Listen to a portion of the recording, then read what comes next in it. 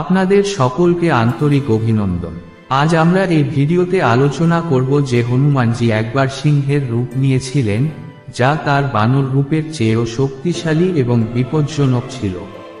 হনুমানজি কখন এবং কেন এই রূপ নিয়েছিলেন, এই ভিডিওতে আপনি বিস্তারিতভাবে সবকিছু জানতে পারবেন, কিন্তু তার আগে আমি আপনাদের সকলকে অনুরোধ করছি যে আপনি যদি ভিডিওটি পছন্দ করেন তবে আপনি যেন অবশ্যই চ্যানেলটি সাবস্ক্রাইব করেন।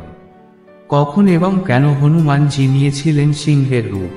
হনুমানজি নিজেই বানরের রূপে রয়েছেন এবং সেই রূপেও অত্যন্ত শক্তিশালী, কিন্তু একবার তিনি সিংহের রূপ ধারণ করেছিলেন, যা তার বানরের রূপের চেয়েও বেশি শক্তিশালী এবং বিপজ্জনক ছিল। আসুন জেনে নেওয়া যাক তিনি কখন এবং কেন এটি করেছিলেন। হনুমানজির সঙ্গে অনেক আকর্ষণীয় পৌরাণিক কাহিনী জড়িত রয়েছে, কিন্তু সেই গল্পগুলিতে খুব কমই শোনা যায় যে তিনি কখনো অন্য কোনো প্রাণীর রূপ নিয়েছিলেন, কারণ হনুমানজি নিজেই বানরের রূপে এবং সিংহের রূপ ভগবান বিষ্ণুর নরসিংহ অবতার। এমন পরিস্থিতিতে কি হলো যে হনুমানজিকে ভগবান বিষ্ণুর এই রূপ গ্রহণ করতে হলো, জেনে নেওয়া যাক।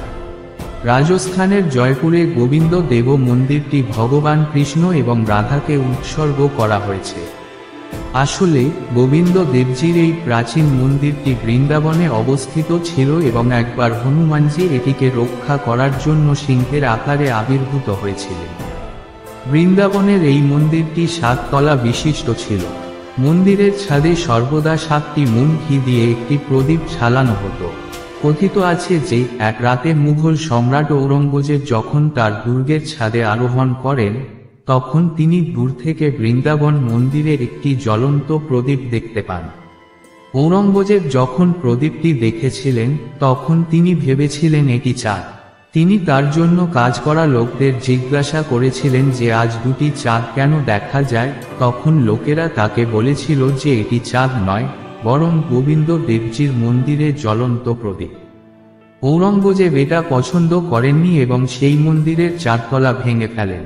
সেই সময় সমস্ত ব্রজবাসী মন্দিরটি বাঁচানোর জন্য প্রার্থনা করেছিলেন এবং বলা হয় যে মানুষের আর্তনাদ শোনার পর হনুমান গোবিন্দ দেবজির মন্দির রক্ষার জন্য সিংহ রূপে আবির্ভূত হয়েছিলেন এবং ঔরঙ্গজেবকে এখান থেকে চলে যেতে বলেছিলেন, অন্যথায় আমি আপনার 7 প্রজন্মকে ধ্বংস করে দেব।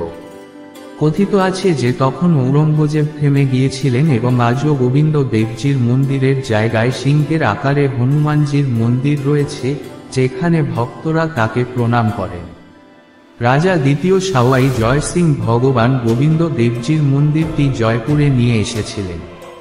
আরেকটি বিশ্বাস অনুসারে হনুমান ভগবান নরসিংহের উপাসনা করতে এবং তার শক্তি প্রদর্শন করতে সিংহের রূপ নিয়েছিলেন।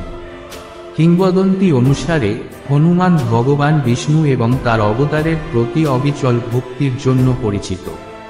কথিত আছে যে হনুমান নরসিংহ অবতার থেকে বিশেষ অনুপ্রেরণা ও শক্তি পেয়েছিলেন। হনুমানজি, যিনি একজন সেবক এবং রক্ষকের স্বভাবের অধিকারী, একবার ভগবান নরসিংহ দ্বারা অনুপ্রাণিত হয়ে সিংহের রূপ নিয়েছিলেন।